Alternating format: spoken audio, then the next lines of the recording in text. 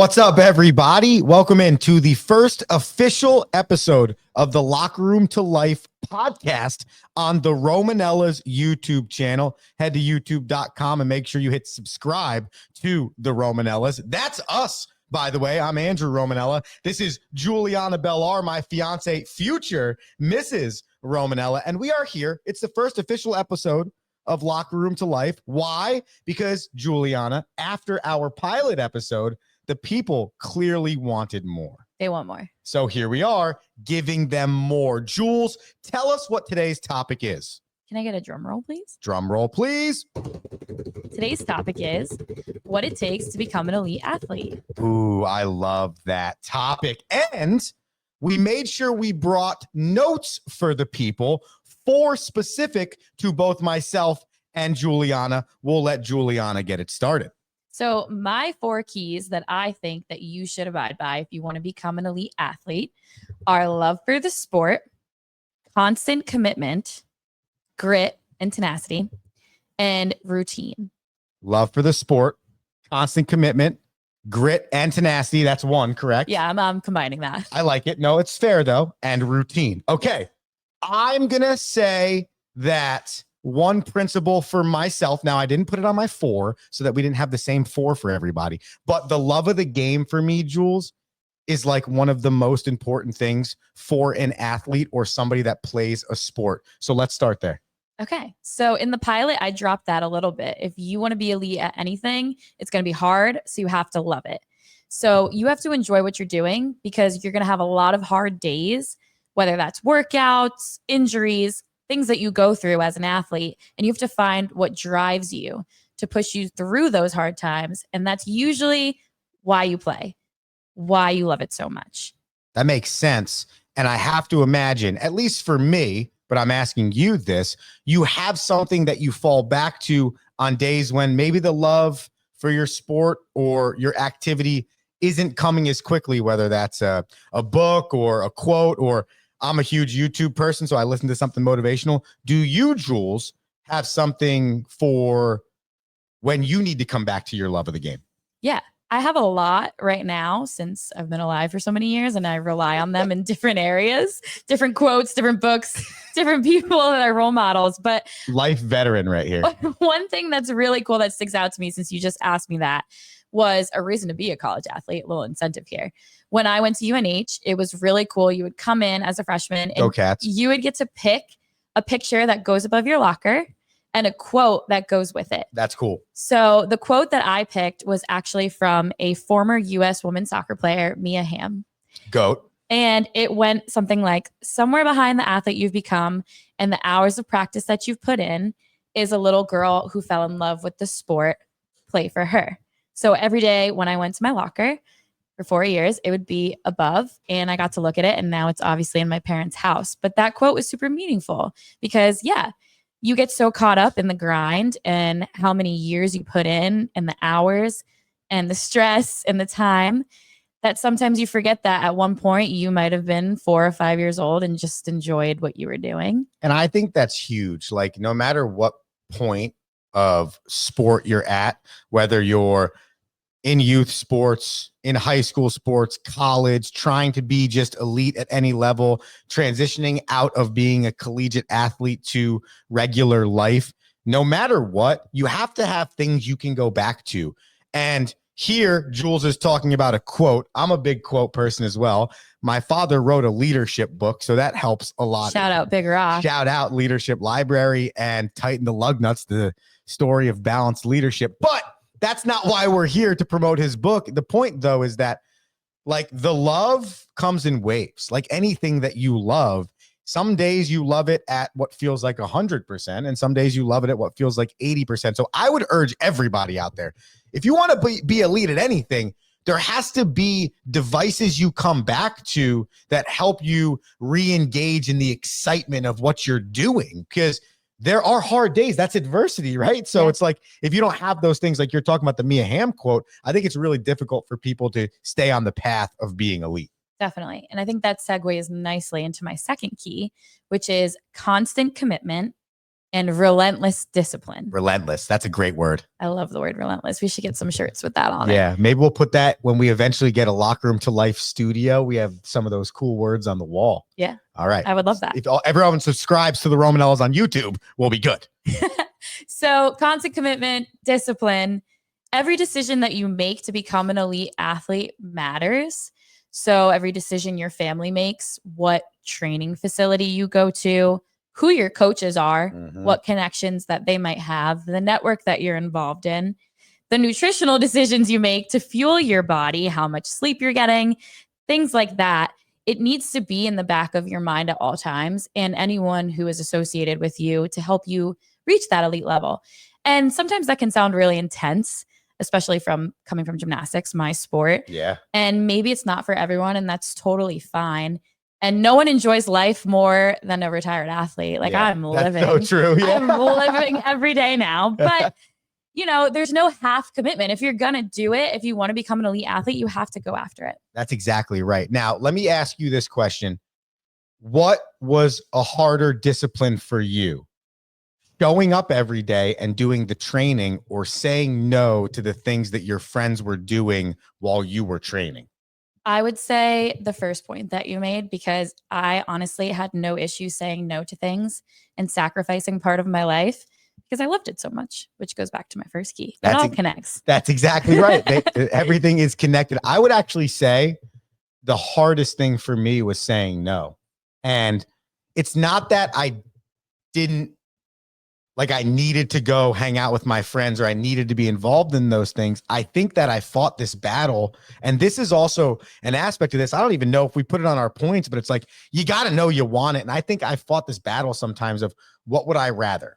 Would I rather be a high level athlete, or would I rather go hang out with my friends and do whatever they're doing over there? And that didn't necessarily, I'm not a scholarship Division II athlete, I don't think, if I am completely undisciplined. But I do think a key point in this whole conversation about the commitment and the relentlessness is it's 24/7. Like, I couldn't afford to take a day off to hang out with my friends. And that might be the difference between me being a Division I athlete, a Division II athlete, Division III athlete, or not making it to college at all. So I actually feel like I can honestly sit here and tell you, and you're my fiance, so we can be honest with each other here. But I think there was more in the tank for me in terms of making better decisions in that area. That's a great reflection out of you. Well, thank you. That's part of what we're doing here on Locker Room to Life. Always go back to when people talk about prom in high school. And they're like, oh, would you wear to prom? Or who'd you go with to prom? Or do you remember prom? And I just like sit at the table because I'm pretty social. Like, I feel like I hang out with a lot of people. Very social. People. Pretty is an understatement. But when it gets to that point, I just like sit there awkward. But now I have a really good never have I ever when it goes to that game. Like, never have I ever gone to prom. Bang, put your finger down. That is great. All right, give us point number 3. Okay, point number 3 is grit and tenacity. So I put that as one together. Good. You face a lot of adversity when you want to become an elite athlete. So whether that's not making a team, disappointing a team, letting down a coach, you're not necessarily doing that, but maybe you feel that if you don't make a play. I would say falling in an important routine in gymnastics, getting injured during a prime season, especially if it's like recruiting season, you want to be a college athlete, and mental and physical toughness is built over and over again. It's a skill. So you face a lot of obstacles. But when you're getting challenged young as an elite athlete, that skill develops more and more and obviously carries into life. So Locker Room to Life plug right there. Oh, yeah. But you'll be able to face more things like broken down car, insert losing a job, family member is sick, because you're building your grit and your tenacity the whole time. And you can go back to that after you've done it in sport. You can do it in life. I think that's why I am such a fan of sport in general.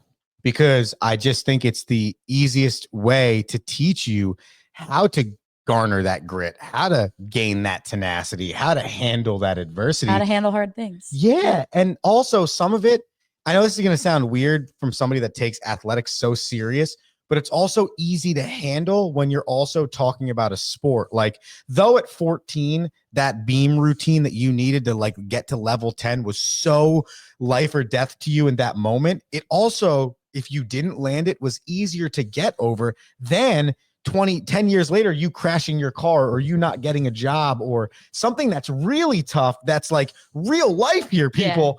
And it's not just you landing on a balance beam or hitting a fastball. And I think that's why I love sports so much. And I have to honestly say that might be the best tool in any aspect of life. I think so too. All right. Last one. Go. These are great, by the way. This is great. No wonder I am marrying a Division I athlete, because look at the discipline and the morals and values this woman has. It's beautiful. Ditto. Yeah. Retweet. Yeah, good. So I would say the last point. Oh, nice. You got that. Routine. Ooh, so important. So keep this for the rest of your life. Seriously. Yeah, routine. That's another one that you should bring from locker room to life. Absolutely. Your obsession with sport. So watching every second, following the best in the sport, trying to mimic what they do, what their routines and habits are, and also making them your own. So you can use them in pressure situations. Obviously, that's something that I learned from my sports psychologist. Shout out Tracy. We're giving a lot of shout outs on this show. Shout out Tracy. But something that I use now in life would be like make a fist and hold it for 3 seconds and let it go. I think I told you that at one point. It's like a really good stress emotion handle moment for me, and just breathing for athletes. So if you have that prior to when you go for anything hard in life, you're going to go back to it. So routine, doing it over and over again, a lot easier in the hard situations. And as an elite athlete, you need to have that. Some people might make fun of them and say they're like habits or rituals, or you have to eat the same thing before you play. Discipline. Yeah, but it's discipline and it works. Yeah. And it works for the high level athletes. I remember following like athletes on YouTube, and I would be like, okay, I want my routine to look like that. I want to be her one day. What does she do before she gets up there? You know, we always make fun of like the pop-up twist that I used to always say on vault, or like before you golf, you always go up on your toes to this day.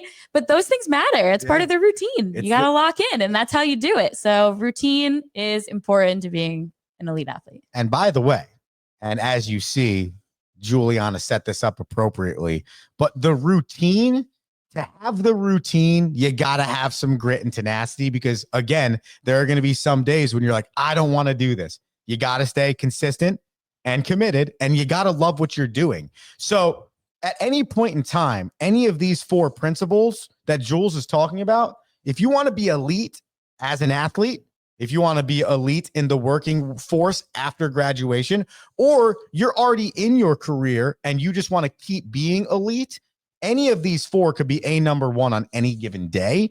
But the fact of the matter is all 4 play together, and they have to play together. Yeah, definitely. So now I think you should tell the people what your 4 are, Andrew. So great, because I feel like I did a really good job of not giving you the same 4, but they all work together. So my 4 keys to being an elite athlete are discipline, time management, sacrifice, and something that is talked about more now than maybe when I was playing 10, 15 years ago, manifestation. Ooh, that's a good one. Okay, so we talked about discipline and we talked about sacrifice to a degree inside of Jules. So I just want to give you one more thought on that. The discipline for me is where the routine comes from. You got to like wake up and be like, I want to do this routine. I want to be disciplined like this. And even if I have a bad day hitting or swinging the golf club, or in Jules' case, I can't stick many of my routines, but you stay disciplined, like good things can always happen. So for me, discipline is like a key in every aspect of it. And with that comes sacrifice, kind of what Jules was talking about, whether it's grit, whether it's manifestation, whether it's commitment, all of that can get put into, Jules, in my opinion, like a bowl, and you pick out which of those adjectives you need that day. Yeah. But if you have 0 of them, you can't be an elite athlete. Exactly right. There's no eliteness there. So that's discipline and that's sacrifice. I don't want to beat a dead horse where we've already kind of communicated on that. But the 2 that I want to get into before we end the show today is time management and manifestation. Because Jules, I don't think without time management, you really can't be great at anything, because then I feel like your life is really just scrambled. Your thoughts? I agree. I think time management is the key. Writing things down, keeping yourself in line, that helps with the discipline aspect. to do things over and over again, even when you don't want to. I agree with writing them down. I'm a big planner person. So for me, time management, using a planner is key. Some other keys to helping work through your time management, at least for me, is night before preparation. Okay. Big time in baseball for me, the day before a game is my night before preparation, writing things out, seeing them physically with my own eyes before the podcast or the radio show that I do every single day, Monday through Friday, 7 a.m., The Rome Show, 12ouncesports.com. Go check it out. The Rome Show podcast, wherever you get your podcast. Jules will actually laugh at me because I have a fully green notebook. No, I think it's really cute. I gave you another notebook because I thought it was so good. But I write literally everything down that I want to talk about the next day. So for me, the time management's a huge key to preparing that routine, being disciplined in that routine, but having a path and seeing the path. One of my favorite moments as a fiance was we were at the beach house, which we are at now. Yeah. And you were getting up at 5 a.m. to go golfing with your family, your brother, brother-in-law, dad, Nico. And you were like, Juliana, I'm putting my outfit out for golf in the morning so that I'm ready to go. And you taught me that. And I was like, yep, that's you made it. And by the way, it might not be one of our 4 keys, but find somebody that makes your life better and teaches you things and improves your life, what Juliana does for me. Lastly, manifestation. We call this mind up in the baseball program that I coach. The bottom line is, Jules, in my opinion, you want to be elite, start envisioning what yourself looks like being elite. Take some time to breathe, close your eyes. If I'm going to use a sport as an example, let's use golf. I'm going to envision myself for 10 or 15 seconds hitting a good drive, having good self-talk, envisioning good things happening to me so that if I practice that in my mind over and over and over again, 2 things happen. When the moment happens, I don't feel pressure. I'm ready for it. But secondly, I fully believe in manifestation, that if you think about it, that will eventually make it happen for you. I agree with you. I think there's an action plan with manifestation. I think that with manifestation, I was really excited that you chose that one because that's something that really out of the box that I didn't think of. But using words like I'm going to do this, or I'm going to be an associate athletic director, I'm going to marry this man. Nice. Yeah. Not going to lie. I believe I said that out loud when I first met you. And it comes to fruition because then you take the appropriate steps to make that happen. Yeah. You start to believe it. Like if you're talking it out loud, like there's a part of you that believes it. So either A, you're going to be disciplined and make it happen, or you're not. And that is where I think if you continue to see it in your mind, say it out loud and believe it, truly believe it, manifestation can come into fruition. All right. So just to wrap this whole thing up, the 4 keys from both of us: Jules first, the love of the sport, commitment, constant commitment, that is, relentless discipline. Okay. Number 3, grit and tenacity, or grit/tenacity. And number 4, routine. Jules, will you can't just pick 4. I have so many details I have to add. So technically it's like 6, but she made it 4. For me, it's discipline, time management, sacrifice, and manifestation. And honestly, with everything on the Locker Room to Life podcast, this is all opinion based. Yes. Now we have experience. We have 35 combined years of experience behind it, but obviously not everything works for everybody. So take what you're learning from us, make your 3 or 4 principles and say, I'm going to work on these on a daily basis. And by the way, make sure that 15 years from now, when you're done being an athlete, or you're like Jules and I, and you're way beyond your career, you're still using these principles to be elite in your job. Yeah. So I think we should go over our next topic for episode 2. I like that. At this point. Okay. So because we believe in people being elite at anything they do, we want to keep teaching the people how. So we thought we'd work you through a 3-step process on how to create that elite path. What does an elite path look like? Well, on episode 2 of Locker Room, you'll find out. Anything, last thoughts for the people before we get out of here, Jules? I'm just having so much fun doing this with you. I'm having a blast. We're going to keep having a blast if you subscribe to the Romanellas on YouTube, get all of our awesome content, including Locker Room to Life podcast. Peace. Andrew Romanella, Juliana Bellar. Later.